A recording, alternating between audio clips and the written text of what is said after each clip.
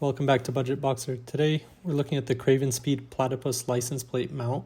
Now this is compatible with the 2016 to 2021 BMW M2s, and it's probably also compatible with the M240 and 230i as well.